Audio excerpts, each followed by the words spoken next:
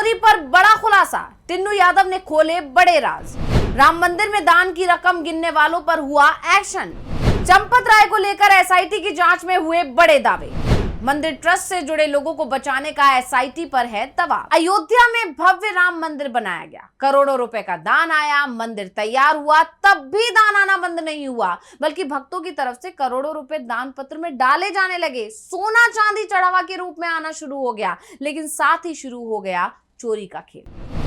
वैसे दावा यहां तक किया जा रहा है कि खेल तो चंदा में चोरी के साथ ही शुरू हो गया था।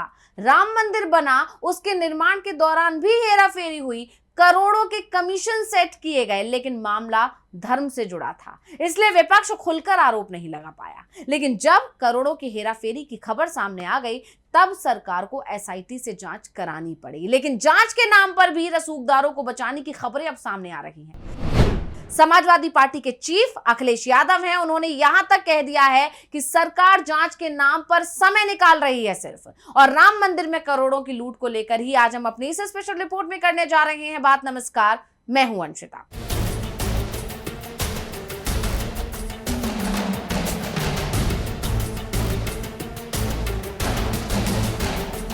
राम मंदिर का चढ़ावा लूटने वालों को क्या सजा मिलेगी, यह सवाल इस समय राम भक्तों की तरफ से किया जा रहा है सरकार से, मोदी सरकार से, योगी सरकार से, यानी डबल इंजन की सरकार से। क्योंकि योगी आदित्यनाथ का कहना है कि 15 दिन इंतजार करें, लेकिन जिस तरह से एसआईटी की जांच चल रही है, जिस धीमे तरीके से जांच चल रही है, उसके बाद तो सवाल उठ रहे हैं कि क्या मुख्य दोषियों तक एसआईटी पहुंच भी पाएगी, क्या वो उन्हें कानून के शिकंजे में ला पाएगी। क्योंकि एसआईटी की जो प्रारंभिक रिपोर्ट तैयार हुई है, उसे लेकर दावा किया जा रहा है कि एसआईटी मंदिर ट्रस्ट के सचिव चंपत राय को क्लीन चिट देने को तैयार दिख रही है, लेकिन चंपत सवालों के घेरे में है, फिर भी उन्हें बचाया जा रहा है। तो पहले हम आपको बताते हैं कि क्यों चंपत राय पर उठ रहे हैं सवाल। चढ़ावा चोरी के मामले में चंपत राय की कोई भूमिका नहीं है, एसआईटी को उनके खिलाफ कोई सबूत नहीं मिले हैं, और अब सवाल ये उठ रहे हैं कि एसआईटी को सबूत मिल नहीं रहे हैं या फिर वो किसी दबाव में दिखाई दे रही है। वैसे चंपत राय अपने भतीजे चंदन राय को लेकर भी बुरी तरह से घिरते हुए दिखाई दे रहे हैं। चंदन पिछले साल एक रामघाट में किराए के एक मकान में रह रहा था। अब उसने अयोध्या में कई बीघा जमीन खरीद ली है, हरिद्वार में उसने होटल बनवाया है, और अचानक चंदन रोडपति से करोड़पति बन गया है।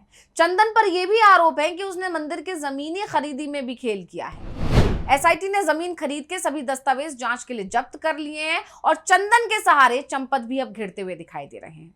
दावा किया जा रहा है कि चंपत राय ने अपने 2 खास लोगों को मंदिर में मिले दान की गिनती के लिए नियुक्त कराया था, रत्नेश चतुर्वेदी और गगनदीप सिंह, जिनकी नियुक्ति भले ही बैंक की तरफ से की गई थी, लेकिन इसके पीछे चंपत का ही हाथ बताया जाता है। ये चंपत राय के करीबी माने जाते हैं, और ये दोनों ही लोग मंदिर से चढ़ावे की रकम लेकर बैंक जाते थे। खबर यह भी आ रही है कि उनके साथ में चंपत राय का ड्राइवर टिन्नू यादव भी होता था। बैंक में रकम जमा कराने के बाद ये लोग सीधे मंदिर वापस नहीं आते थे, बल्कि किसी खास जगह पहुंच जाते थे। और अब आप समझ सकते हैं कि खास जगह पहुंचकर क्या होता था। रत्नेश चतुर्वेदी और गगनदीप सिंह के बाद हम टिन्नू यादव की भी बात कर लेते हैं, जो कई राज खोल रहा है।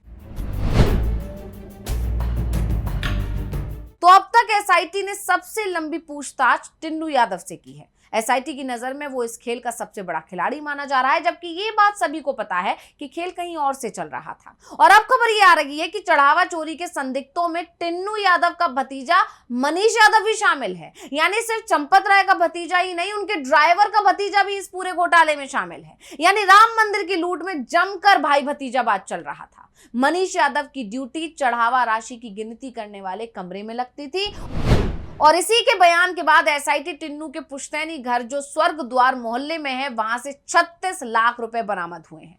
टिन्नू पर यह आरोप लगाए जा रहे हैं कि उसने मनीष के सहारे चढ़ावा में मिली रकम का बड़ा हिस्सा गायब कर दिया।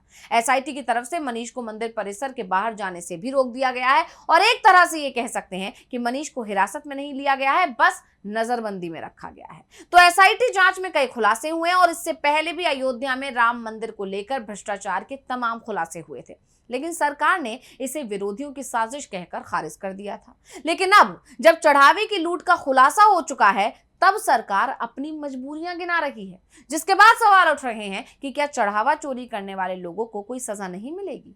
दिखावे के लिए अभी दान की रकम गिनने का काम करने वाले 40 कर्मचारियों को उनके काम से हटा दिया गया है और उनकी जगह बैंक और ट्रस्ट की तरफ से नए कर्मचारियों को नियुक्ति भी कर दी गई है। लेकिन सवाल ये उठ रहे हैं कि जो लोग जिम्मेदार हैं, क्या उन पर कार्रवाई होगी? बीजेपी सरकार इस पर चुप्पी साधे हुए है, ये भी कह सकते हैं कि पल्ला झाड़ रही है और इसके लिए सुप्रीम कोर्ट के आदेश की आड़ लेने की तैयारी चल रही है। कहा जा रहा है कि केंद्रीय गृह मंत्रालय ने नोटिफिकेशन के बाद राम मंदिर तीर्थ क्षेत्र ट्रस्ट की स्थापना की। इसके लिए सुप्रीम कोर्ट की तरफ से आदेश आया था।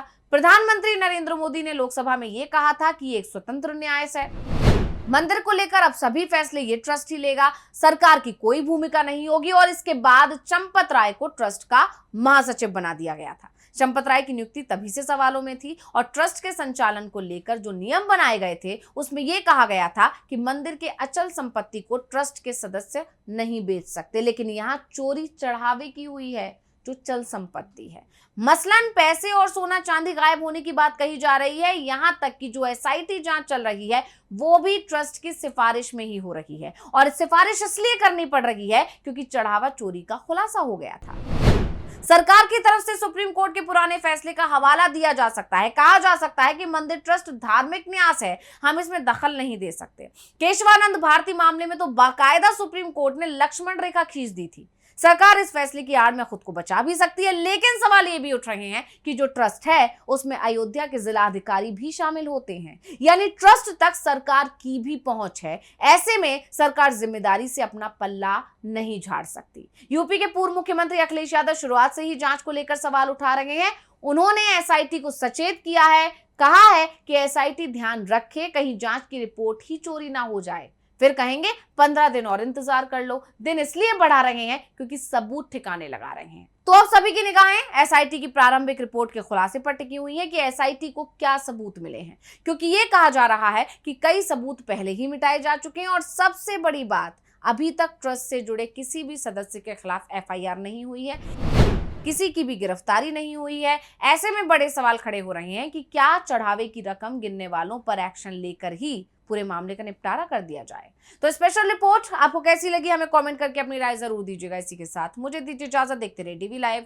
नमस्कार। हमारे चैनल से जुड़े रहने के लिए YouTube पर टाइप करें डीबी लाइव, सब्सक्राइब बटन को क्लिक करें और बेल आइकन को दबाना न भूलें ताकि खबरें आप तक पहुंचती रहें। देखते रहिए डीबी लाइव, क्योंकि यहाँ हैं खबरें लगातार।